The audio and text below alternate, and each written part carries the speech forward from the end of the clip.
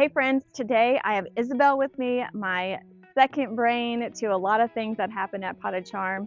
So she's actually my sister-in-law. She helps at the store whenever she's not at school. She lives at home with her parents still. There's nothing wrong with Fine. that. She's only 19, going to be 20, so it's no big deal.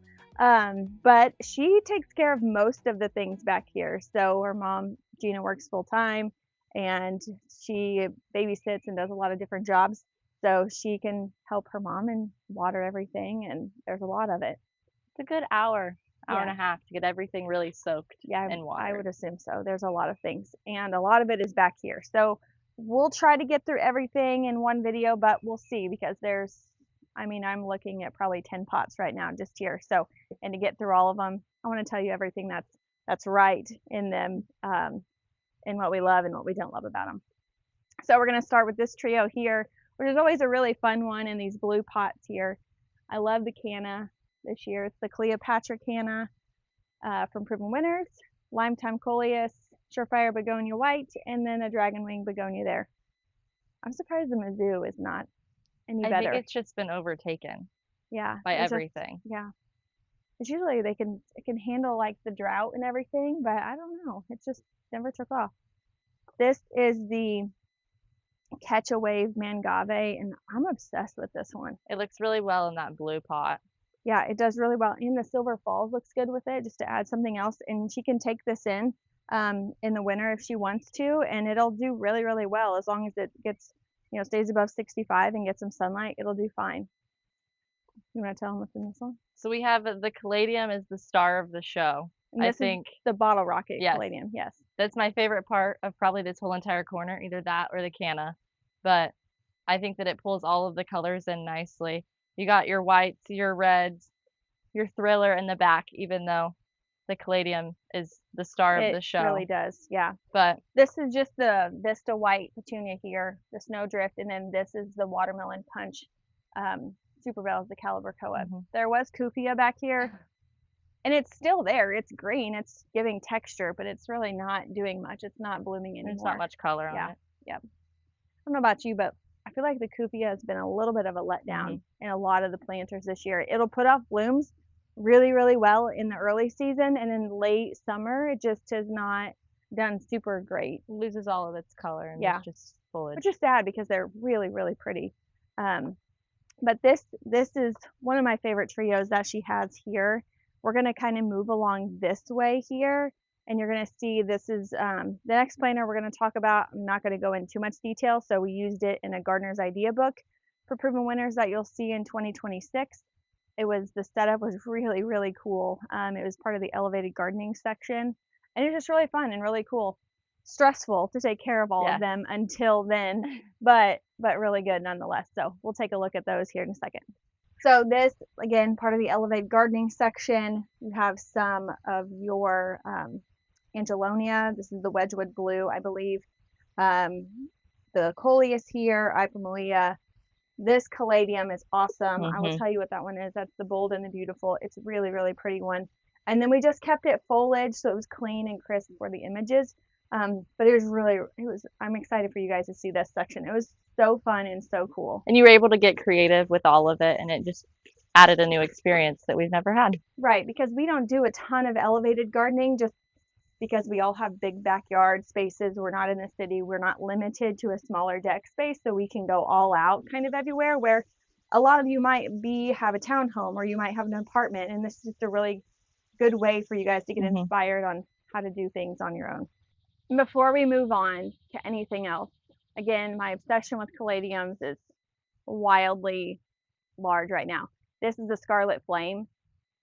Top contender for me for a favorite one. After seeing how it does, this is probably just in small 10-inch container, and it is just thriving. The heat and the humidity has this doing so well. So this can handle less watering, hot temperatures. It gets afternoon sun, so 2 o'clock to probably 4 o'clock, but that's about it. But a really, really good caladium for you guys. These here are just two planters that are the same. They flank these back doors here. Really fun, really pretty. She just trimmed them back. If you know Gina, you know when she cuts things back, it's like, oh man, how exactly how much is she taking off? She loves to hack. Like, we get really nervous. The pruners come out and we're like, oh no, what is she doing? She's a But very organized gardener. yeah, she is. More Yeah. crisp, clean. Like, she should just have like boxwoods in Yes. all her containers and a little bit of color. But she has a mandevilla up in here. This is supposed to be the pink cashmere superbena. The fuchsia portulaca purslane is really pretty right now. It's kind of shaded, so it's hard to see because they're not quite open. If you don't have portulaca or don't know, and you grab them and bring them home at nighttime or when it's dark, they will close up. So don't freak out. When it's sunny, they will be bright and beautiful. They are a really good plant for any space that is dry. They can be in the ground, drought tolerant, really, really easy plant. What else do we have in here? I think that might be it. Yeah. Oh, she does have a sun patient, but that's when we first planted it, we put the sun patient in, but it didn't survive through the whole entire summer. Which is wild because you'll see in a little bit, like all of her sun patients are massive. So I don't know why they usually thrive back here. Yeah. One thing that she did do wrong a few weeks ago. So she needs a new sprayer, adding that to her list of things for birthdays and Christmas, because she has like this little Roundup sprayer that had old 3-in-1 miticide, fungicide, insecticide in it. And she was going to town. She was spraying everything. God love her. She's an all or nothing kind of girl. And as we were actually over here helping move some of the playground stuff that evening, and so we were getting it moved, we were sitting down having a glass of wine. I see her get this out, and she is spraying these things. And I looked at Chris and I'm like, I think she's gonna have a lot of residue that is sitting on those. So if you see a close up of this, like, she has a lot of residue sitting on the leaves right now. She's still battling whiteflies, I think, and here I can kind of see them. So we just need to spray that heavy with a good sprayer and some 7, and it should take care of them pretty well.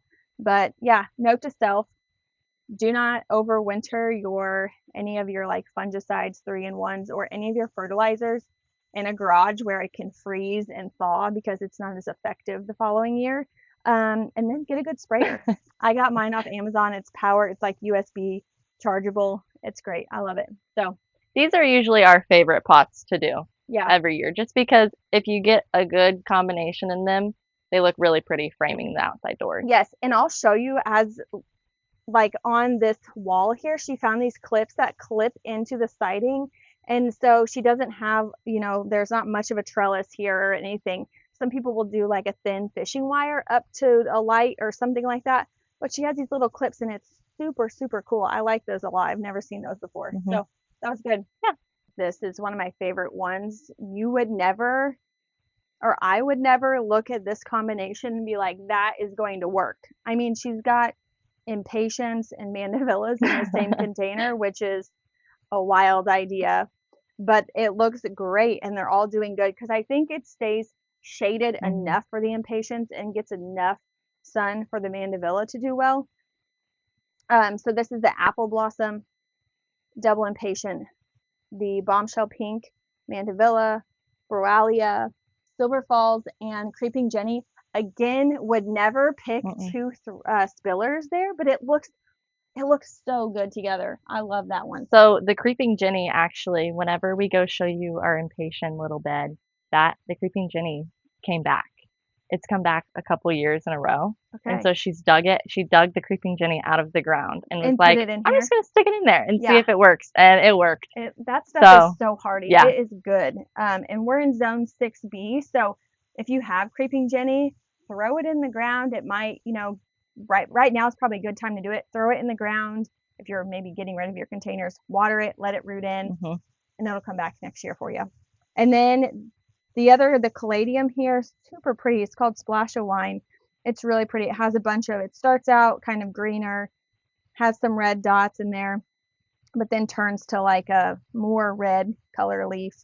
But it's really pretty because I feel like it takes on whatever color you have it paired with. If you had this paired with red, it would probably pull red a lot. But since it's paired with that bombshell pink, it really pulls off like hot pinks more than it does red here, which is really cool. we kind of created this container off of an already pre-made container at the store this Okay. spring. We were walking around. We do a little shopping every time we're A up little. there. It's little by little. We're not all or nothing, go get it all. But we were walking around and we seen a pre-made, I think it was a Denver container.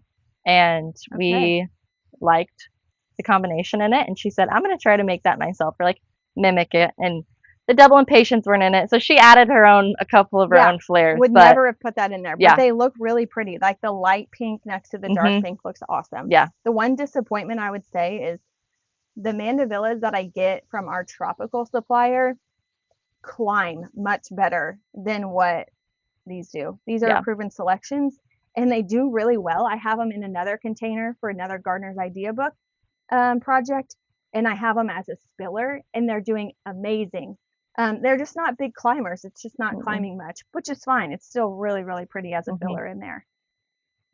And now we're going to take you down. I'm going to show you, it's kind of too bright over there still.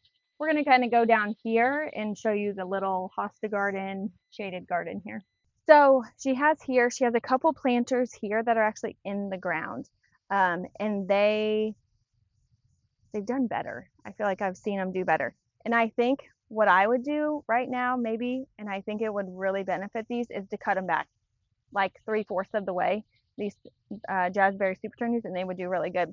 She added this lemon coral sedum maybe a few weeks ago, and it's doing really well. And I love that color, like the contrast of that chartreuse green and the jazzberry there is really pretty. And then we have some patients here, hostas here, and then a massive hosta garden in here. I feel like it used to be bigger. I feel like there used to be a lot more giant hostas in here.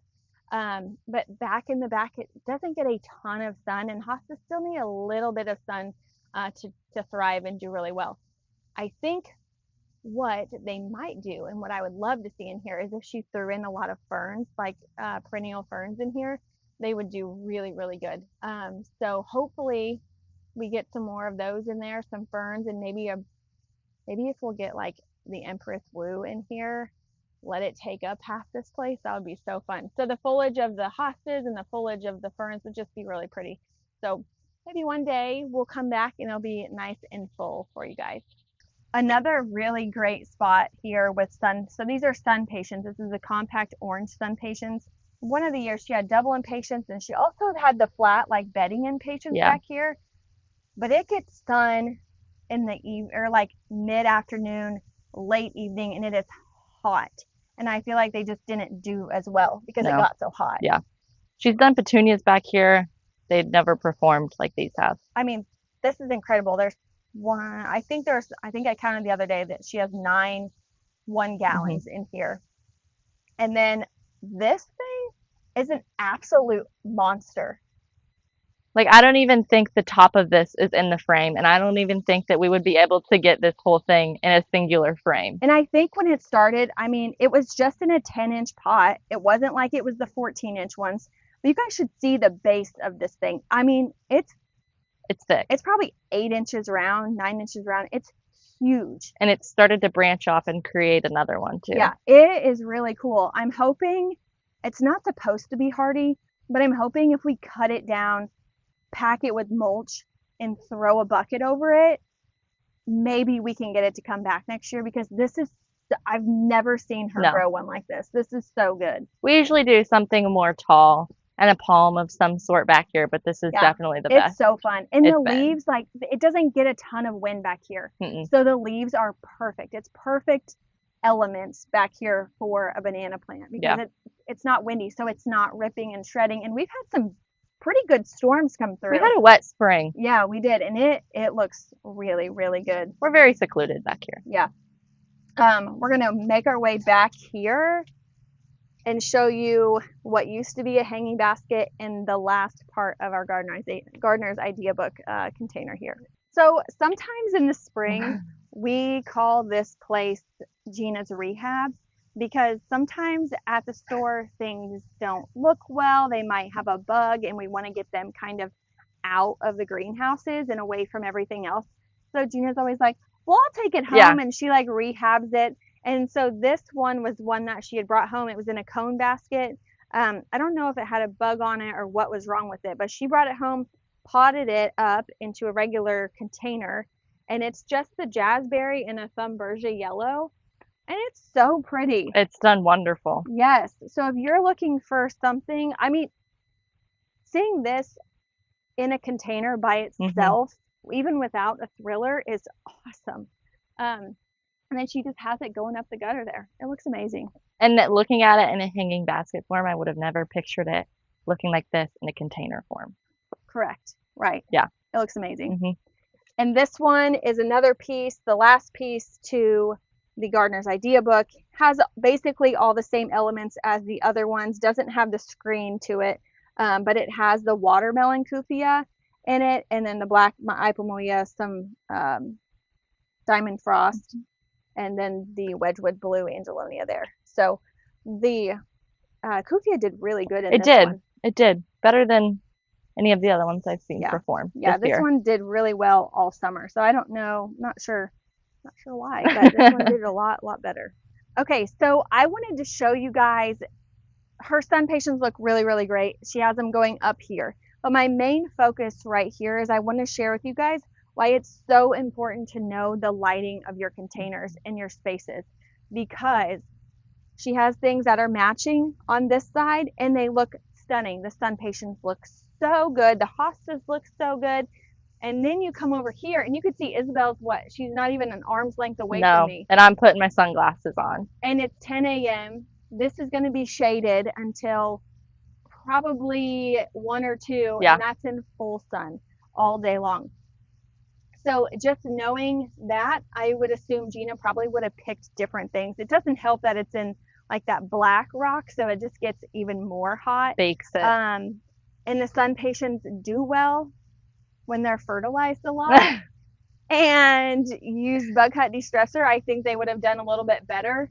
But she fertilized one time this summer until I'm I came. as guilty as she is. I am just as But there's guilty. a lot. There's like 50 containers, and the thought of that is overwhelming to have to fertilize weekly. I get it. But yeah, just know when you're moving into even fall plants, and for next spring, just kind of take a look at where the sun rises, where it falls, where it's at midday, because it really makes such a difference. Even like this could be your garage, right? And you could have one planter doing the sun all day here, and it could be shaded most of the day here, and you're going to need to pick plants. If you want to coordinate like I do, type A, sort of.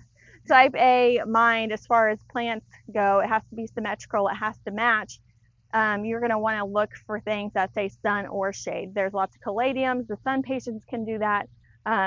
Banana plants or just different thrillers can do that as well. So just think about that whenever you guys go into next spring and knowing where your lighting is. So that's all we have for today. That's the backyard. We will do the north part of the yard in a different video. So thanks, Isabelle, for joining. Yes. And we'll see you guys soon. Bye.